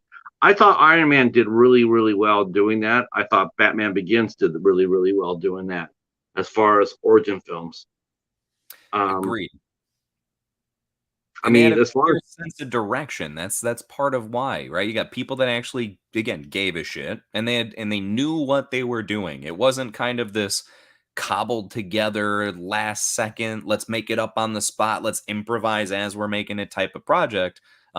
Which I don't mean that every single thing done now is like that, but it seems that's just a bit more like, they're kind of more like reckless and careless. They're just like, yeah, we'll fucking see how it goes, right? We'll do it as we do it. No, maybe you should have like a set game plan. Yeah, and there's plenty of movies out there to set to for example, you had the first 2 Blades, you had Spawn, you had I personally, for origin film, I really enjoyed it. I really enjoyed the first Fantastic Four. The second one, I think they got a little too ambitious for the second one, where they're trying to bring Galactus in on the second one. It's like, and Green Lantern made the same mistake. They made the same mistake. It got too ambitious when they tried to bring Parallax in, and it was just too much too soon. It was just like, people are going to be overwhelmed by what you're trying to throw at them. It's like, you got to start small, have them beat up the local thugs around the corner, and then the next movie, then you get to go. Then you can step up the game a little bit. And I think a lot of times they feel like they need to hit that magic button, and it's like, you don't always have to do that. If you do a good story and you have enough source material in there for the fanboys, you'll be fine. You'll be fine. Like your example of Iron Man, did he step up against some aliens that were going to dominate the world in his first movie? No. Right? It was a very down-to-earth personal tale, and that's, I think, part of what helped it succeed. And as far as Green Lantern, one simple switch: forget Parallax. Maybe you mention that there is some evil out there that exists to kind of hint for future projects. But if they would have just focused on it being a like bitter relationship, like almost a bitter but brotherly relationship between Sinestro and Hal Jordan, I think that would have been perfect because Mark Strong as Sinestro was great. And then the fact that he becomes a Yellow Lantern at the end, like that would have been more compelling. See their relationship, and then all of a sudden when he turns, you care that he's becoming a Yellow Lantern, and you care that they're going to fight each other in the next one. What did you think about that movie, Jace? I mean, what did you think about Green Lantern, and what's your feeling about Ryan Reynolds trashing it at every turn? I think I think he knows better that he just shouldn't have done that. It's weird. I love Ryan Reynolds, so I have mixed emotions to a certain degree. I always felt he would have been a much better Flash. I don't know if it would have been a good like Barry Allen, even though he can be funny sometimes, but the Wally West version of Flash, I think he would have been perfect for. But since he got thrown into this, I accepted it for what it was. I don't think, obviously, it was strong enough to kick off a cinematic universe, hence the reason it didn't and kind of fell on its face when attempting to do so. So I'm kind of glad we, in a way, we got it, to be able to experience it, but also like that it didn't go anywhere. I've mentioned this before on streams and whatnot. And really, I just hate Ryan Reynolds playing Ryan Reynolds. I just hate it. It's like because when you watch Green Lantern, he's not doing that. He's not playing Ryan Reynolds in Green Lantern. He's playing Hal Jordan. Martin Campbell was a strong enough director that put his thumb on Ryan Reynolds and made him work. Like actually go and read a script and actually, get into the character, not just, hey, I'm Ryan Reynolds. Here I go. I'm going to be popping jokes all the way through. Seriously, I can't name me three Ryan Reynolds movies where he's actually had to have a character that wasn't Ryan Reynolds. The Amityville Horror is like probably one of the only ones I could think of. You know what I mean? I say that in a lovingly way because I think, again, I like his performance. I like how he goes about stuff, but you're dead on the money. Even like Free Guy, right? Like Free Guy is an amazing movie, but at the same time, it's Ryan Reynolds. I mean, he was doing Deadpool in Blade Trinity. He's Hannibal King. Hannibal King is Deadpool. Mm-hmm. It's just, I just felt like, I think he hated it so much and he talked trash about it, which I don't think he should have. I don't mind if he wants to talk trash about his own performance. If you want to go out there and say, I really sucked in that movie, I hated that movie because I sucked in it, that's one thing. But I really hated the fact that he went out there and he roasted it. And he roasted it for a lot of other actors who were in the movie that actually did a good job, like Mark Strong. Oh, like, gosh, why you're gonna rip the movie, but you're gonna ignore Mark Strong's performance in it? That's right. And what's sad is, then we get the DCEU as it is now, and what do we get? Mark Strong back, but now he's some half-ass B, C grade level villain that's in Shazam, right? And it was just like such a waste because he was when you want to go through like ideal castings, right? And we can throw a lot of people up there as far as Robert Downey Jr. as Iron Man, Ryan Reynolds as Deadpool for a certain example because he does fit that really well. Mark Strong as Sinestro was so good casting, and it's such a shame. I'm not gonna lie, I am more disappointed that we're not able to see the continuance of that than I am disappointed that we can't see the continuance of Ryan Reynolds as Hal Jordan. Like that would have been cool too, and I would have so been down for the journey. But man, I wish out of everything Mark Strong as Sinestro survived. Yeah, I wish so too. I do. I really do. Let's see. Let's catch up in the chat here. X-Men scene. Remember the guy waves up at the coma with Professor X. Wakes up in the coma with Professor X. That was. I'd have to go back and see that. I know there was there's been a few. I have to go back. I haven't seen X-Men 3 in a long, long time, so I have to go back and see it. It's been a minute. Yeah. I would like to see I like to see Dark Phoenix only in the fact I like to see how Sophie Turner did in the role. She's okay. Like, appearance wise, sure. Acting chops, I don't know. It doesn't do it for me. I feel like you need a really dominant screen presence with Jean Grey, and I feel like she's not exactly a dominant screen presence. She's just a well-known screen presence because of Game of Thrones. She's too young. I think she's only 24 when she did that one. Yeah. It's too young. You got to have Yeah. someone with older. I mean, that's where Famke Janssen played. Coming, she did such a nice job. Was she was older, and she came Yeah. across as older. And like when her when she was talking to Wolverine, it had a really organic sense to it. It's like you can believe that conversation. You can believe when those words that are being spoken. But yeah, I've only seen Sophie Turner. I saw her in I've seen her clips of Games of Thrones, and I've seen her in a movie she did called Josie. Now Josie was really good. I really liked her, so that's why I was curious to see how she did. How she did in Dark Phoenix. I think once she gets another 3 or 4 years underneath her belt, and she matures a little bit more as an actor, I think she'll take off. So let me ask you this question too, since I did ask this of Dan, I didn't ask this of Shawn, but I do think of all three of you that I'm going to ask this question. If I was going to ask this question of all three of you, of the three of you, it would have to be you, because I think you would probably because when we're talking superheroes and science fiction and fantasy, we're seeing this more in that arena than anywhere else, and that is the term woke. What's your 2 cents about that? I think it gets blown out of proportion. I feel like it's one of those things that there is some legitimacy to it for sure. And I mean, I notice it here and there, but I do feel at the end of the day, a lot of people just love to cling on to something, right? Like, here's the thing to talk about, to hate on, or why to hate on something. Let me just go ahead and, like how we were talking, making like something out of nothing, like digging too deep into some. Why is the street light green across the lake? Again, like sometimes people are just like, oh, here's an issue with this, and it's because of this simplistic reason. I'm not gonna lie, that actually is the reason that sparked me to start doing reviews for She-Hulk. To be fair, I was interested in doing it regardless, but it had been a while since I decided to cover episodically a Disney Plus show. And long story short, I was familiar, obviously, with all the hate that was coming towards She-Hulk from the very first episode.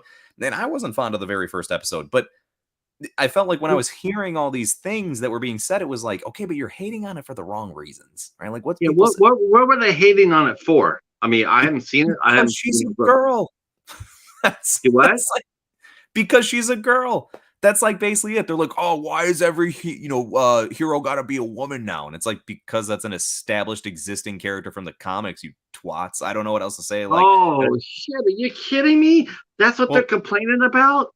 yeah. Because And here's the thing. wow, those are casuals.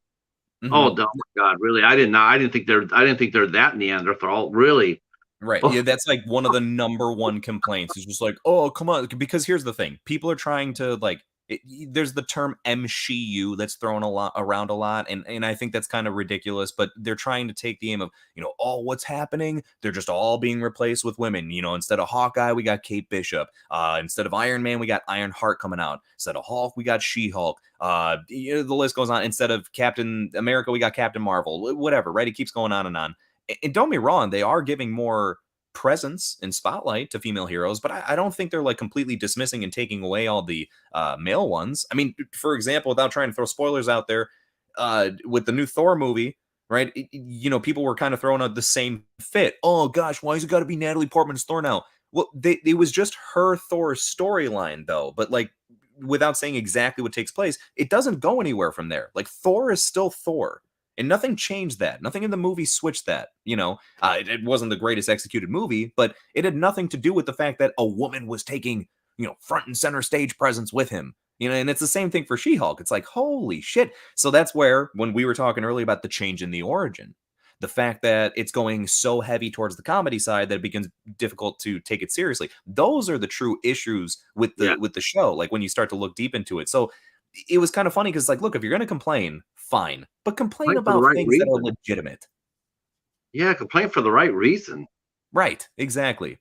Wow, I did not realize that was wow. Did you guys in the chat? Did you know that? Did you know that's the reason why that Yeah, you know, it does. You know, I'll be honest with you. The whole concept sucks ass too. You know, a 30 minutes comedy, yeah, sucks ass. Oh, and here's the thing, actually. So, and I know some people appreciated this. I was not one of those people. I thought this was actually kind of ridiculous. Even the show actually takes a jab at that. Like, there's a part where they show different social media bits. You know, the fact. Okay, so She-Hulk is known throughout the world now, or whatever. So everyone's talking about her on social media. So within the episode, they show people like commenting on YouTube videos.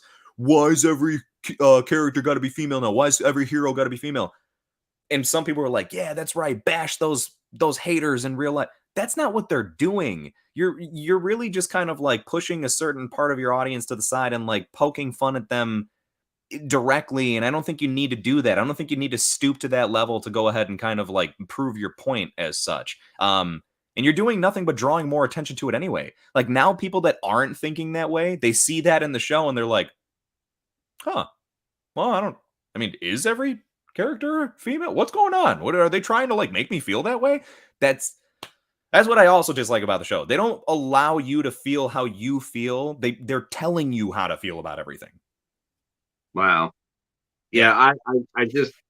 I just don't like the idea. I just, you know, if you read and collected the book and you know the character, you know what they're doing to the characters. It's not really, it's not pro women. It's very disrespectful in a lot of sense to the character, because the character Yeah. had to earn her stripes.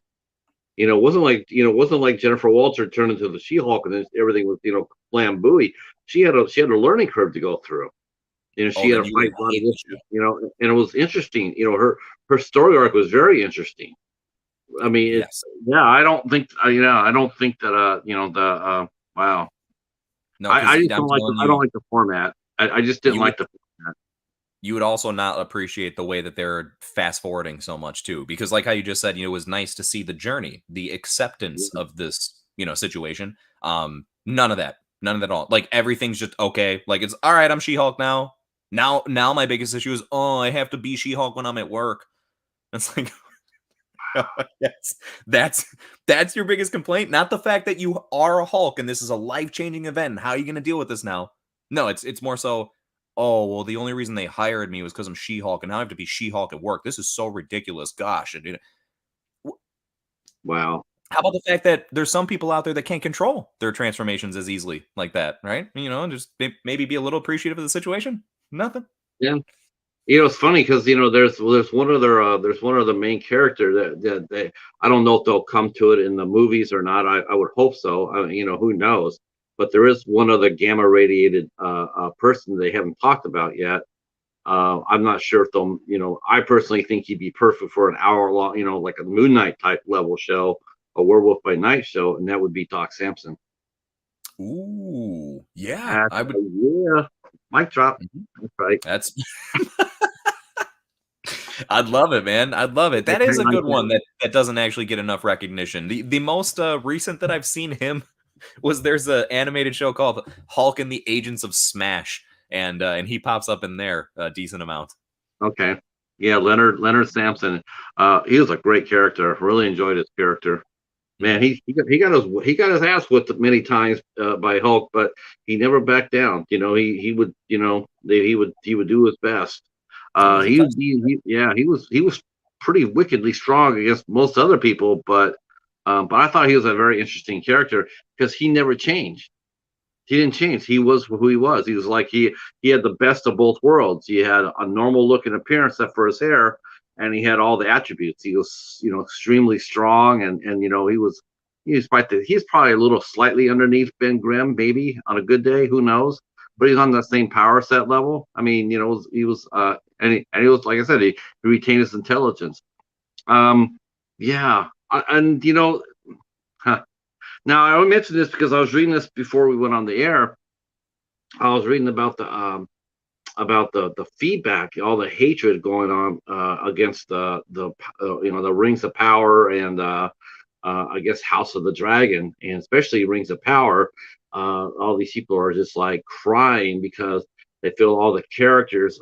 There's characters of color in this series, and they're all upset about it, saying, "Well, how come it has to be all people of color?" And it's like, Well, because I don't think they were all crackers back there when Tolkien made his world. I mean, yes, Lord of the Rings did not do the proper service, but how in the hell can you sit there and complain about a real life dwarf playing a dwarf? It is kind of funny to think about that as a complaint, yeah.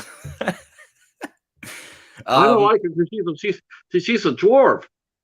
yeah, But it's that's the stuff that I mean, where it's like, look, can you look into it that far and deep? I mean, sure, we're talking about the fact that people are.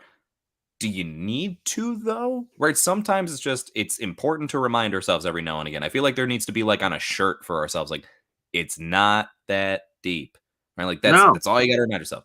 There's other things to be concerned about. Be concerned yeah, about if they make the story stupid, but not so much who's playing who, I guess. As long as they're not completely like demolishing what a character is organically, it just happens to be a different race planet. Okay, I could accept that, right? Because again, make the story good.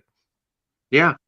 They seem to forget that actually at the in the Lord of the Rings, the strongest person as far on the side of the allies, with elves, humans, and whatever, was actually Galadriel. Galadriel. She was the strongest one of them all before she left. But she was the strongest one of them all. What, people forgot about that? It's like what, and on all the different races. What, do you think they're all going to be lily white? I mean, I just didn't get it. I mean, you have people from all over. It's just like the real world. Of course they're going to be black, brown, and blue and purple and whatever it is. That's the world. That's how it is. That's how today's world is. Well, and I just it really alarms me though when I see that kind of rhetoric coming out at these shows, and especially at the actors too. I mean, the actors are catching the brunt of that. And I feel horribly sorry for them because, and how can you claim to be a fan and even think about doing something like that? well, yeah, that's where it's like you kind of gotta wisen up and pick your battles in a much more smart manner, if you will. Because that seems to be a little odd. I think that's one of those times where, in the most respectful of manners that could be possibly said, if you haven't even seen the show yet, and that's the part that's got you in a fuss, then maybe you got to like take a quick second to step back and be like, am I focused on the right things here? It doesn't mean, again, there's times I actually do think it would be very jarring for that switch, but the ones that are being expressed here, the examples we're talking about, that's not the case. So it's like, all right, if you don't agree with it, my gosh, that is fine. That's one thing, okay? But to get to the point where there's like anger and stuff being thrown out, like you said, not just towards the show or whatever, but now all of a sudden the actors and actresses have to deal with this. It's just a job. Like, damn well, if you were an actor and you got hired in something that maybe it wasn't the proper race, or they were gender switching it, or whatever the case is, but you'd still take it because it's work and you're an actor. That's the field you're in. So yeah, it's really weird for them specifically to be catching the hate. I actually find it to be hilarious that it's the actors that get the brunt of the force and nobody seems to Right. come after the fucking writers. What about the people writing this stupid shit and how horrible they're writing it? Why don't you ever go after them? Yeah, if you're gonna have trouble with it, I mean, like the we were talking about this yesterday. You talk about like the Wheel of Time. Oh my God! Please attack that. Let me. You know what? Bring your arrow over here, and I'll dip it for you. But if you want to torch that because of a shitty ass story, I mean, how the hell do you take someone like Rosamund Pike and ruin her by putting her in a shitty ass show like that? How do you do that? How does that do that? I mean, the fact that they even made this TV series out of it, it just boggles my mind. It's like, who okayed that? Because you obviously did not ever read the book, did you? You didn't. You just saw like there's like 4 or 5 books, and they're each 900 pages, and you're going like, that's my next Game of Thrones. You never even read the book. Some of these times you just know that they have it because they would sit there and go like, oh hell no, I'm not. No, we're not doing this. you know? Oh no, no, no. This will never work. People will Yeah. be people will be they'll be climbing into bed after the first 30 minutes. Now I personally, like, as far as the gender switches or whatnot, like me, I guess the one superhero movie that I get angry at the most is the Guardians of the Galaxy. That's the one down. That's the movie that draws me out there and just says, "Hell no!" I hate them both. I hate them Oh, both. because you thinking as far as the original lineup? Yeah. Okay. You and I have Okay. talked about that before. I'm about the original lineup. And when at the end of the Guardians of the Galaxy 2, and they're Mhm. showing Sylvester Stallone in there with a outdated members only jacket, and he's sitting there going, "Let's still steal some shit." Yeah, yeah. If James Gunn would have been in front of me, I would have punched him in the Oh sack. man. Man, I hated that. Like what the hell? Now that's just too no. Now have you ever watched a movie, or have you ever had emotions from watching it? I mean, like watching it and like either get angry or sad or grief or laughter. We mentioned the Justice League Apocalypse War. Dude, I won't lie to you, man. I've cried. That last scene where they're in an apocalypse and they were just getting crushed. I was like, this is fucked up. Hmm. Fucked Oh up. man, yeah, no, in general, like I think there's a lot of nice, sentimental, beautiful moments that are blended in within some really good projects. Like No Way Home, man, actually had a couple of pretty choking up worthy moments, such as like the part where uh I feel weird saying spoiler alert, but the part where Spoiler.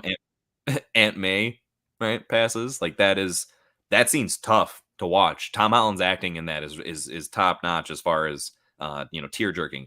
And then even later on in the movie where it's not Tom Holland but Andrew Garfield, I actually feel like has a really nice moment as well. He saves MJ, and it's such a brief little thing, and it's just top notch acting because his reaction says it all. He actually doesn't even really say anything. It's his reaction when he saves MJ and he realizes that he kind of had a self-redeeming moment for his character in particular because he didn't get a chance to save Gwen in that same capacity. So yeah, there's a lot of moments realistically when you really just, if you're into it, of course. I could see if it's not your thing, it's different. But when you can appreciate it and understand it's not just a superhero movie, this is a story. Just like anything else. It's a story. And if it's a really well produced and executed story, it easily could draw up a lot of emotion. Let's see. They're asking people who's the favorite MJ. Wow. I wish you actually would have played MJ all the way through. But they didn't, which is sort of weird because during Spider-Man 3 they had Dallas Bryce Howard playing Mary Jane, and she's a blonde, or she's a She redhead. was she was Gwen Stacy in that movie. Gwen Stacy, and then you had Kristen Dunst playing MJ, and I just wish they would have switched that around. I think Dallas Bryce Howard would have been fine as Mary Jane. Um, Wow. I Okay. would. Yeah, I mean, Kristen Dunst is okay. I mean, she's okay. I mean, like definitely her and Tobey Maguire had some chemistry there. But I also thought they had chemistry with Dallas Bryce Howard too. Mhm. Was not a fan of Emma Stone's Mary Jane at all. Not a fan of that. Though, I thought the scene was very true to form. Peter, people don't realize that. It's like Green Goblin killed her. No, it wasn't the fall that killed Mary Jane. It was the stop. It was stopping. Um, or Gwen Stacy. It was the stopping. Um, what's been your who's been your who's some of the actors that have stood out for you? In these movies that really that you like, performances that you liked.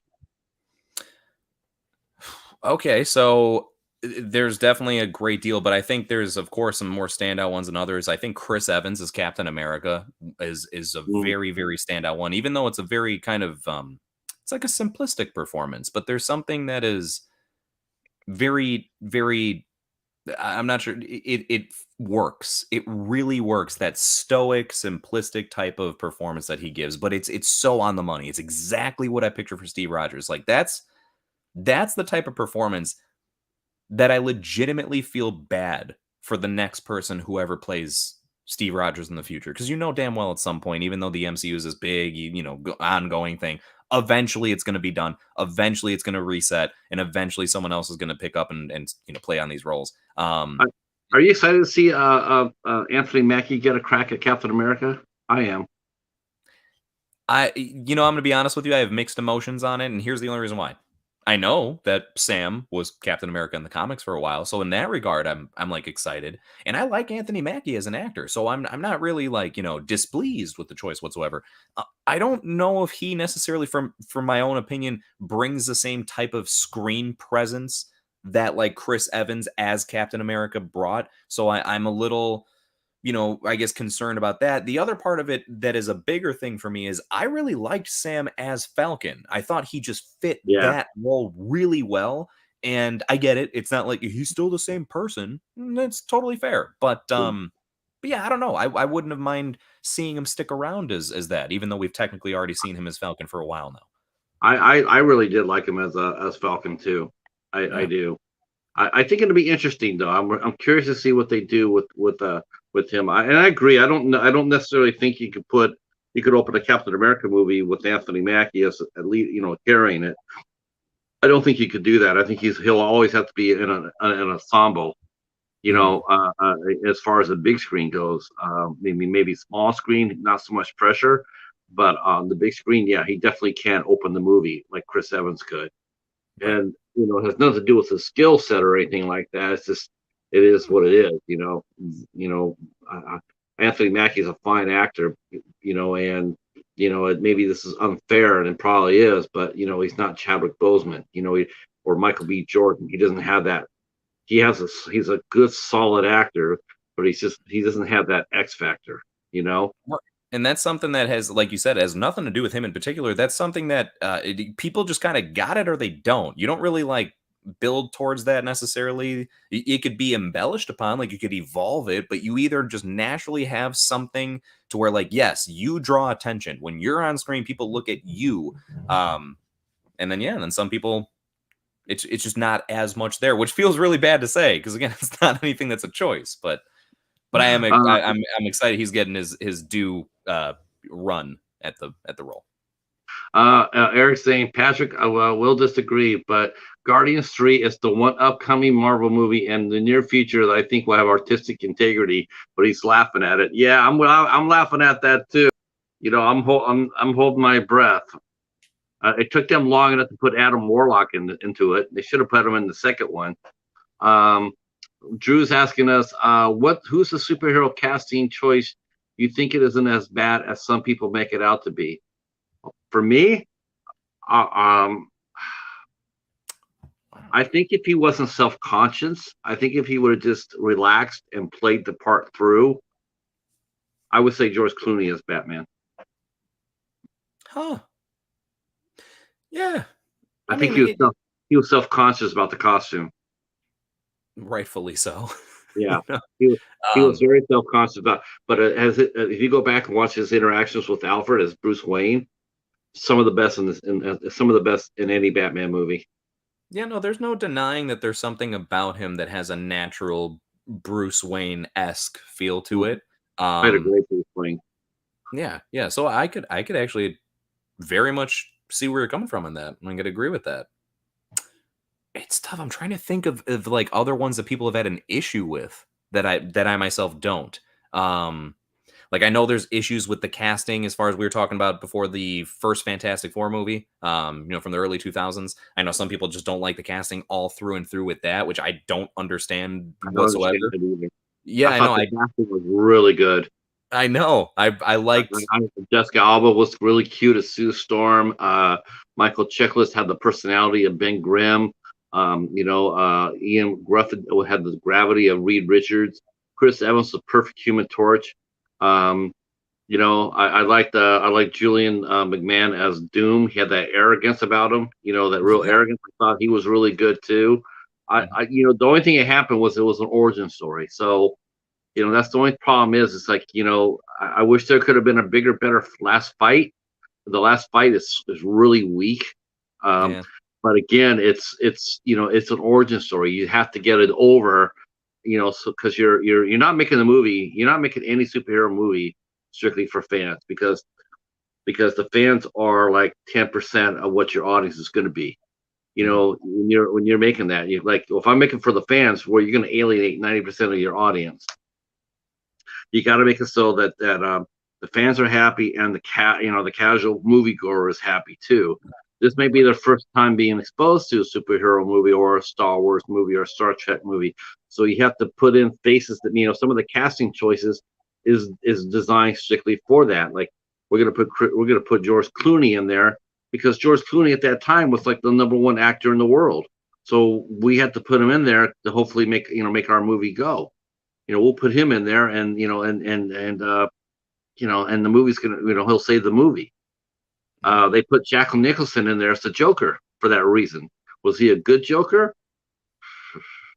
Um, he was like Cesar Romero light, but you had to put him in there. You had to put him in there because he was big. His name was big at the time. Yeah. So yeah, so you had to put him Michelle Pfeiffer. She was an excellent Catwoman, but that's the reason why she got put in there, because of the names at the name recognition at the time. Because no one really knew who Michael Keaton was. I mean, he had done a couple of comedies, he did a series, but I mean, it was when they marketed Batman '89, it was all built around Jack Nicholson, his Joker, and then Michael Keaton had to play catch up to that, and he happened to do really well. Um, yeah, well, how about you know what, Drew? I don't think that's an unpopular opinion because I absolutely love Ben Affleck as Daredevil. Absolutely loved him. I thought he was far better as Daredevil than he ever was as Batman. By Wow. far, by far. That's and but it's I will say this, even though I really like him as Batman a lot, but I do agree with you. I think he actually was perfectly fine as casting for Matt Murdock. I don't have an issue with that at all. The movie, but the casting choice, him playing the role, cool, totally fine. I mean, I like Jennifer Garner as Elektra in I Daredevil. like that too. Yep, I Um, like that too. God, they just killed her in her own movie. I mean, she was just a dour face. It was like, dude, you're one of the cutest girls with the cutest smile. It's okay to make her have show some heart. I just couldn't get that. I couldn't get how dour they made her look. And Mhm. she didn't smile, but like think once in the whole damn movie, and it's like you got. Oh, I just couldn't understand the choices of Elektra, and they killed off all the villains so quick. It was just Yeah. like that's all you need to do is to do that to kill them. Oh, the villains were so generic. I just felt so bad for her, and it's not. And Terrence Stamp got wasted. But he did come back in the Defenders, so that was cool. Michael Clark Duncan was a great Kingpin. Hell yes, he was. Hell yes. That's my Kingpin. He was a Man, he good was one. he was I really don't good. really know any role that he played that I didn't enjoy. Oh, he was awesome as the Kingpin. Yeah. Man, just ooze charm and menace at the same time. Like, how's your family? It's like he's smiling at you and he's saying, "How's your family?" And we're like, that is so Kingpin. That's him. Um, yeah. Christian Bale is the guy who I liked as Batman. Um, Jace, have you been told you look like Jeremy Renner? Really? Yes, No, I have not. yeah. But I take Um, that as a compliment. Yeah, there's a lot of good performers. I mean, there really has been. I mean, holy shit! If we did like a top 20 hero, performance, holy Mhm. cow, we could be here for like another 3 or 4 hours talking about that. Oh, without a Like, doubt. yeah, because I mean, I loved, I like Michael J. White as Spawn. Um, I mean, everybody gives Spawn hate. I'm going, how can you hate that? He was perfect in that, and for Christ's sake, it had Melinda Clark in a cat suit. I mean, I mean, it's like, did you not forget that sight? Did you not forget that scene? I mean, she looked awesome. Um, so yeah. Where do you think we're gonna go in the future? Do you think that we will reach fatigue? Well, I mean, it's arguable that it's already there for a lot of people. I mean, shit, just within the Cinema Squad ourselves, we noticed that within like the group chat that we have, where we keep in touch all the time, that it becomes like a very quick thing. Like if something superhero comes up, which it does a lot, usually I'm the culprit. But we're all quick to say, like John, for example, he's kind of like, yeah, I'm still gonna check stuff out, but like I'm just kind of like over it. Joe from Geeky Hijinks is very much like he's yet to even watch She-Hulk and doesn't even feel like he's going to, because it's just like not, he feels like it's not even worth my time anymore, And so I think the point being to try and get it here is I think fatigue's very much already kind of present for a lot of people. And sadly, if they don't get their shit together across the board, it's very much going to continue that way. It's really sad that across all the projects that are out, I actually feel like the most successful superhero related project that is currently out right now is The Boys. And it's not Marvel or DC at all.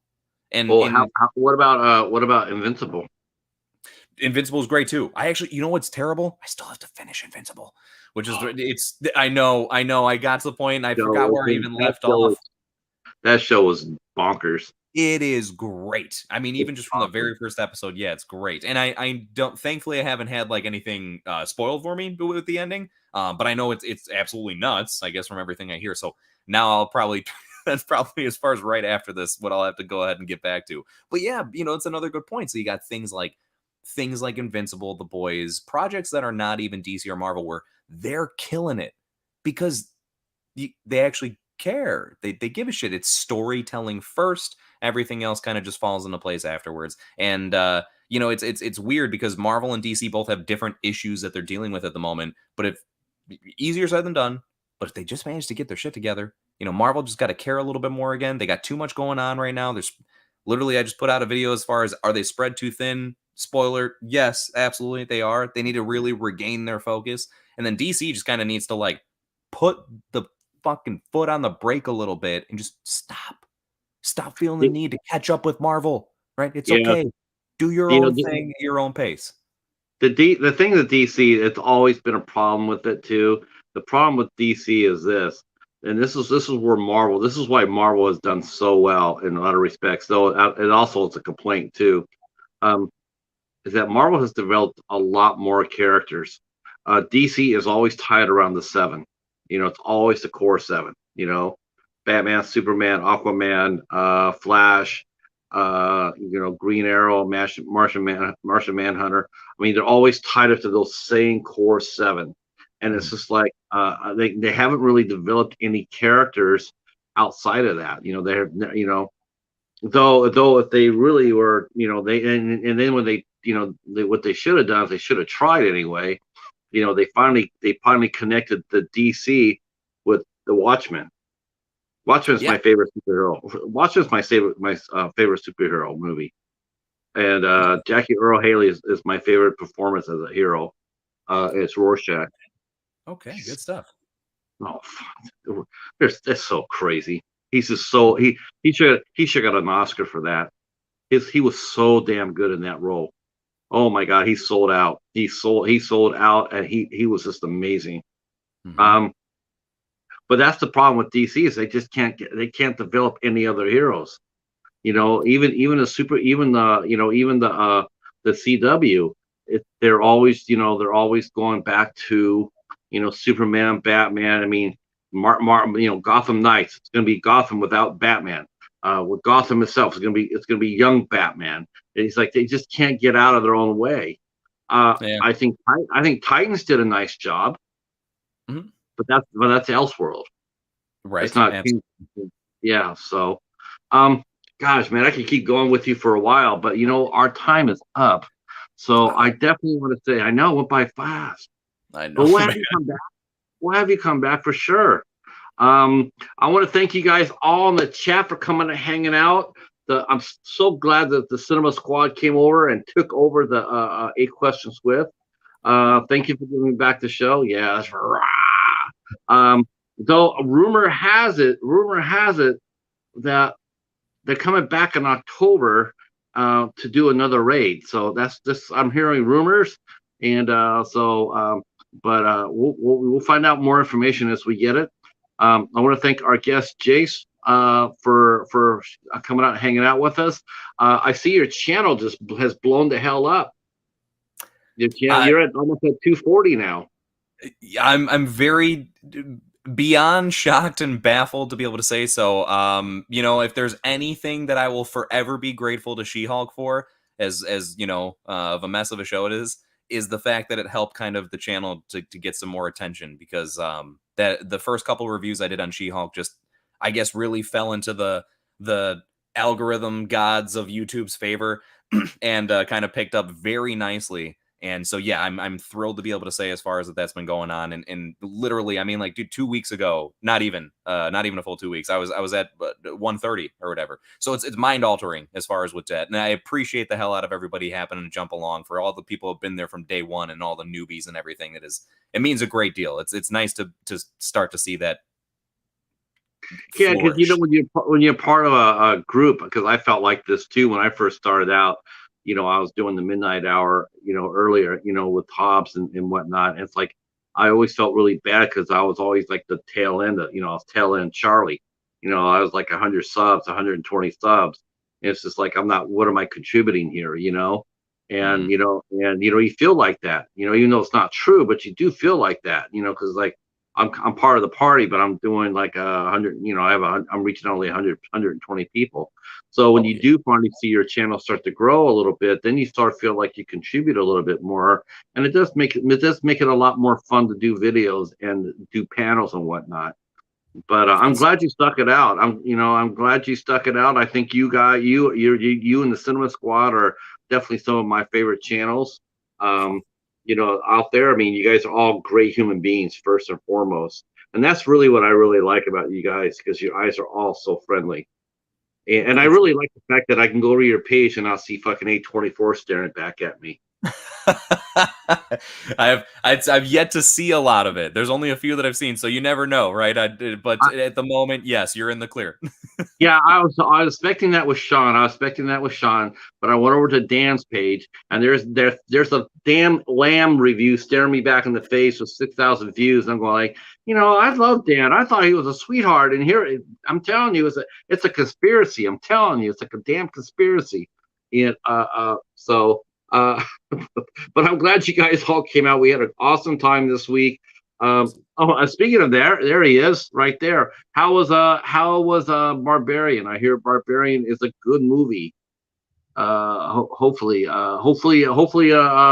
Barbarian will do very well. It looks interesting. I know Justin Long's in it, and he can do horror good. He can when he's motivated. He's a very good horror movie actor. All right.